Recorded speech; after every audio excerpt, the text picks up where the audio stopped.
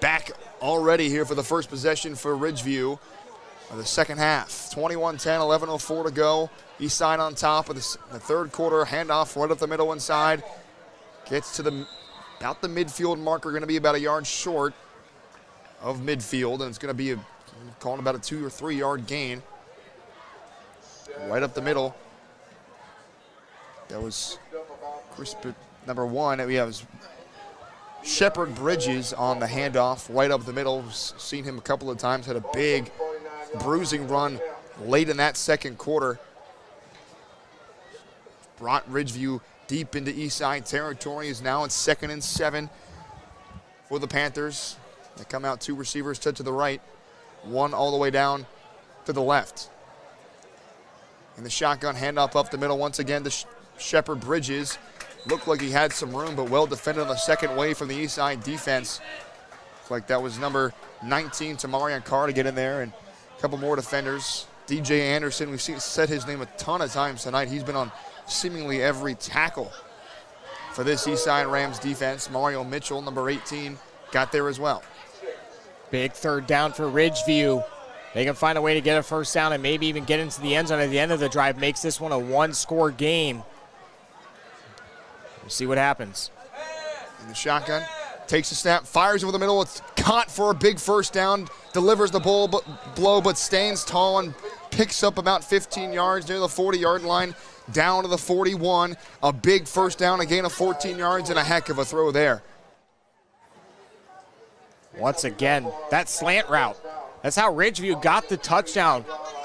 They were inside the 5, threw a slant, was a pass interference call, gave them another sign of life, and they caught the touchdown pass on the slant. This time on third down, go back to the slant. Sorry, Russell Wilson, but Ridgeview can capitalize. Yeah, the slant has been working tonight for the Panthers. Right up the middle goes 21, Ryan Hutchinson. And he's met immediately in the backfield for a loss. So that was Jatarius Servants in the backfield.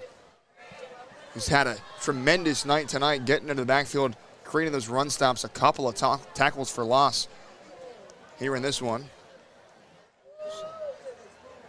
And that's really been what's been happening to Ridgeview, is on the runs they just can't get those big yards, relying on a few penalties and then these slant routes.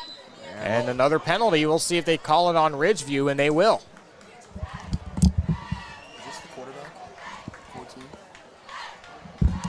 Yeah, it's a tough pre-snap penalty for the Panthers, moving them back. They already are behind the chains after first down. Now you get in a 2nd and 17 or so. Really behind the chains now for quarterback Richard Lewis and company. We've seen a couple big penalties cost them offensively, but taking advantage of Eastside penalties to get points on the board. Lewis in the shotgun, takes a snap, fires it out quick on a curl route. Looked like Jaron Rozier made the grab at about the 43-yard line on the near sideline, just right of that far hash, and it's going to be complete near the original line of scrimmage, so a gain of about 5 or 6 yards, make it 3rd and 12, and still 3rd and long for Ridgeview. Sophomore quarterback in for the Panthers. That's really what they've been doing tonight, is just letting him get comfortable, not forcing the ball down the field, just giving him slant routes, out routes, curl routes, letting him make those plays. Ridgeview now fires over the middle. It's going to be caught by Chris Baptiste, and well defended there by Eastside for the tackle immediately. That was 25, Jeremiah Williams, who brought him down just near that original line of scrimmage. We'll call it the 38-yard line, so a gain of about 5. It'll be 4th and 8. And likely a punting situation, or will they try the long field goal? Looks like they will punt it. And they faked a punt earlier in the game to set up their first score, which was a field goal. And the Eastside coaches to the left of us yelling out, watch number 6. Yeah, watch the fake. Talking about Jarius Morey, who had that fake and that big first down. Let's see if they fake it again. This one's a snap straight to the punter. He's going to boot it away. And this one's high up in the air, bouncing at the 15-yard line and out of bounds near the 10. They'll mark it down at about the 13-yard line, and that's where Eastside will start 1st and 10 from there, and gives us a chance to talk about Eastside football's supporters of the Rams football program. EHS, the class of 2001, ATF, Swamp Religion, Bama's Soul Food, Mount Carmel Church, Tracy Coward Johnson Foundation, the Alexander family, and the Popeyes Cleaning Service. Thank you all so much to those sponsors, supporters of this great Rams football program that has started really on the come up now with this new coaching staff and this 3-1 start to the year. Holden Johnson comes out in the shotgun, 1st and 10 for Eastside. Johnson going to flip it out to Hudson on the outside. He's cut down at about the 11-yard line. It looked like there was a penalty flag there. Was it going to be a holding to move it back? Yeah, it's a holding on Eastside, so this one will be moved back 10 yards, and a tough penalty to take for Eastside on first down. Was a good defensive play nonetheless to bring them back in the backfield for a loss, but the 10 yards sent them back even more.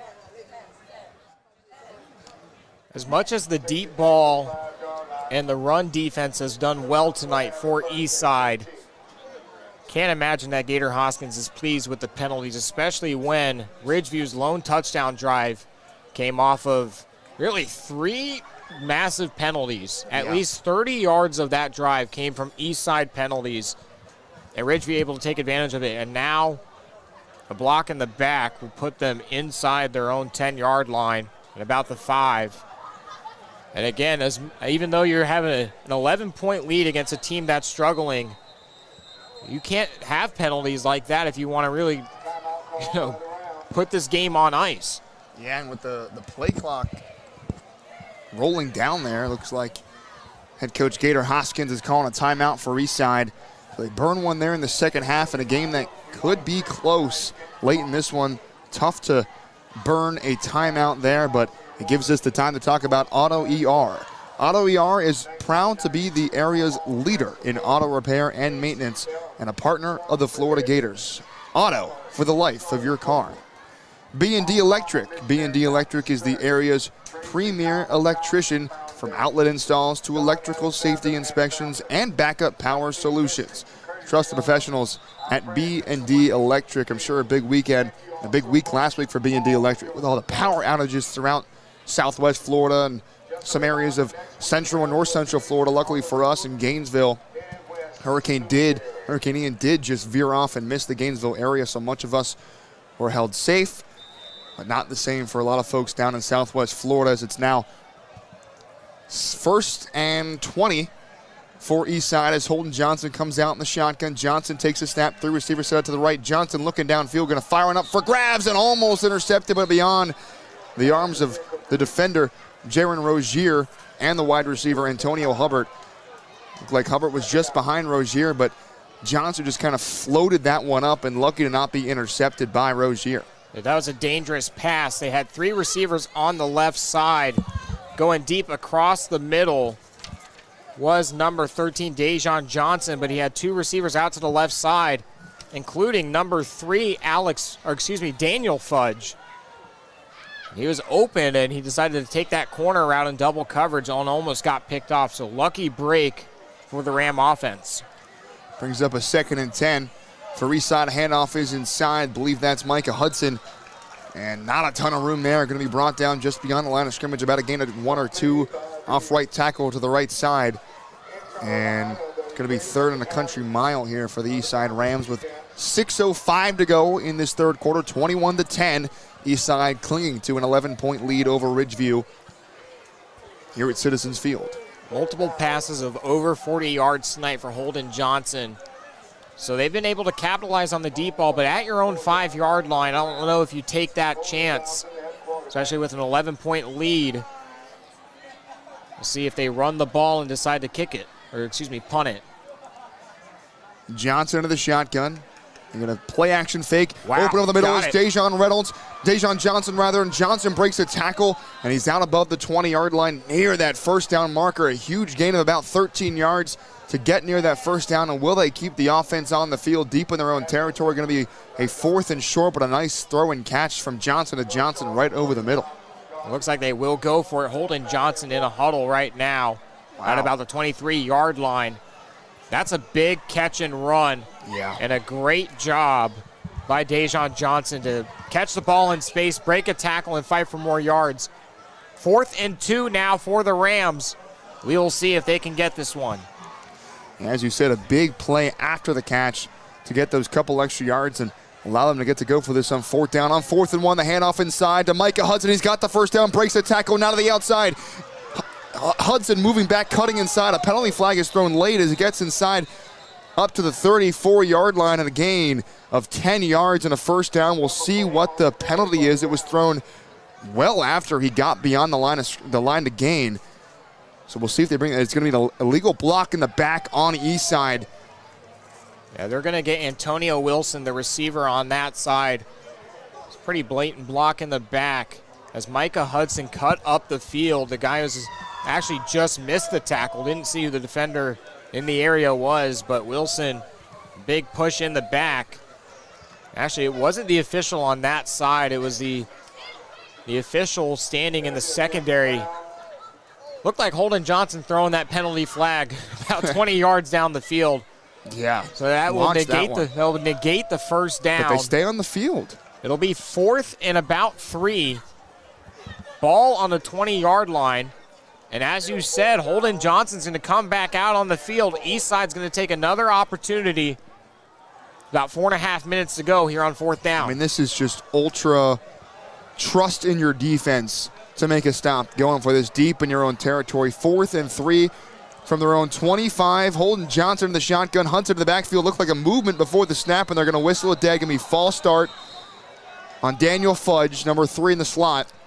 And now they're going to have to punt. It's too bad because they would have had an open receiver. Looked like Antonio Wilson had found some space over the middle of the field, but is going to be waved off for a false start pre-snap movement penalty on Eastside.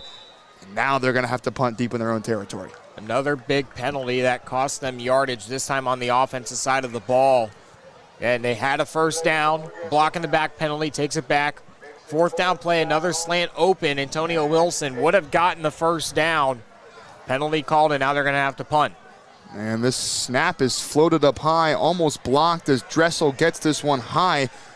And it'll bounce beyond midfield and out of bounds at the 48-yard line. That's where Ridgeview will begin this drive, just about midfield, they'll call it. And down by 11, their defense, a pair of stops to start this second half.